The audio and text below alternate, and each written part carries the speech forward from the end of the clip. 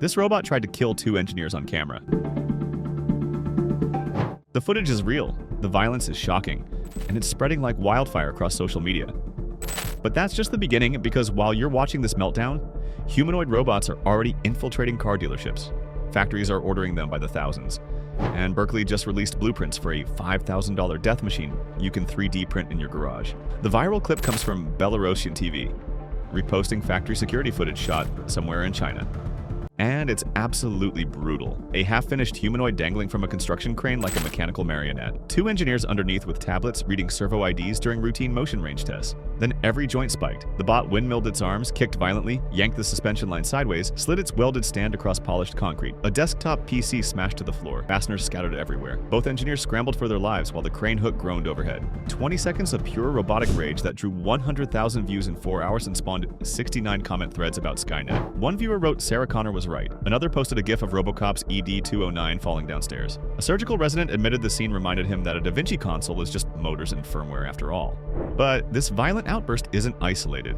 It's part of a wave of headline-grabbing prototypes China's been parading all winter. Pudu Robotics D9 can walk at 4.5 miles per hour, climb stairs, and take a hip check without tumbling. Clone Robotics showed off their Protocone musculoskeletal android in February, flexing synthetic tendons and promising it would cook, clean, and hold conversations. Commenters loved the tech but called the atmosphere dystopian. That security footage just handed them fresh ammunition, showing how violently torque values can run away when safety envelopes aren't nailed down. While everyone's memeing about robot malfunctions, the real invasion is happening in plain sight. 500 kilometers west of Shanghai, Chery Automotive, building cars since the mid-90s, decided their next showroom employee would be a life-sized blonde humanoid with wraparound sunglasses and a ponytail. Chery partnered with AIMOA in June 2024, and demoed Moran at Shanghai Auto Show. This week, the robot reappeared behind Chery International President Zhang Guibing in a lineup of identical units. Zhang told dealers, "The market for humanoids has more potential than vehicles," and declared AIMOA is Chery's real future. The price? Roughly the same as a car, mid-5 figures. 220 units promised for 2025 delivery, and one is already greeting shoppers in a Malaysian dealership. This isn't just a gimmick. Moran dispenses bottled water with carbon fiber fingers, answers trim package questions in synthetic alto, and those sunglasses hide a surround view camera array stitching 360-degree vision. Every fingertip has capacitive pads that feel when customers tap brochures. A social media clip of Moran's dance routine at the launch drew a comment section nearly as long as the robot's spec sheet. One top-rated reply wondered whether corporate dress codes needed updating for plastic blondes. But if Chery is selling vibes, Germany's Egus GmbH is selling cold spreadsheet math.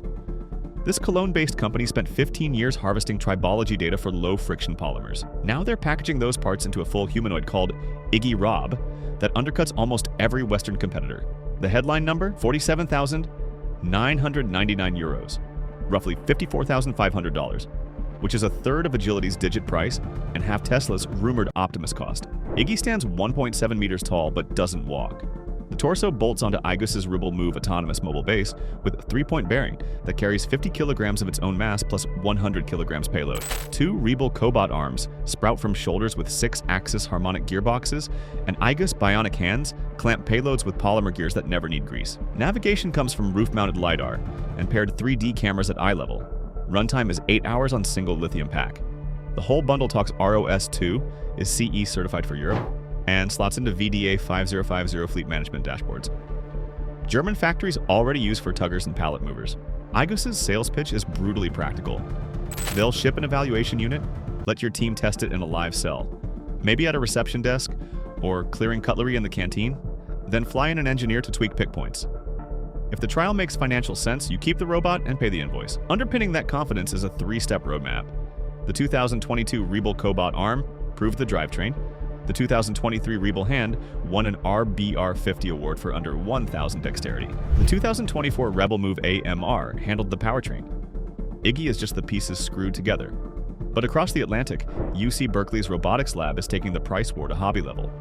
Their Berkeley Humanoid Light project dropped complete CAD, firmware, and reinforcement learning scripts onto GitHub with an NSF grant tag. The robot stands 88 centimeters tall, call it a toddler, with 22 cycloid gearboxes you can print on any home FDM machine, handling 200 by 200 by 200 millimeters envelope. Hardware bill in the US comes to $4,312 sourced from Shenzhen, $3,236 if you're lucky. Costliest items are 10 high torque, 6512 actuators at $188 each, and 12 lighter 5010s at $136 each. Control is a $120 Intel N95 mini PC pushing 4.1 megabit CAN, 2.0 buses at 250 Hz. Power is 6-cell 4000 mAh lithium polymer giving 30 minutes runtime. On paper that looks anemic, but Berkeley's party trick is software. They trained a walking policy entirely in simulation and watched it transfer zero shot to real hardware. The release video shows the bot stepping off lab benches, shrugging shoulders, writing initials with felt tip, stacking foam cubes, and spinning scrambled Rubik's cubes. Solving takes firmware VYAG 2.0. The paper introduces a tongue-in-cheek performance per dollar metric. Peak joint torque divided by height, normalized by price. By that measure, the $5,000 platform outranks several six-figure commercial machines. Reddit's verdict is split. Half call it the Raspberry Pi moment for legged robots. The rest say demos look like 2013 toys and warn that 3D printing gear teeth in PLA is a reliability nightmare. Either way, the Repos Issues tab already hosts pull requests for longer life batteries and alternative gear ratios. Exactly Berkeley's point. They want hundreds of garage tinkerers pushing the design forward without waiting for corporate roadmaps. If Berkeley's pushing from the bottom and Aegis from the middle, Hyundai is battering the ceiling. The Korean automaker closed its Boston Dynamics purchase in 2021.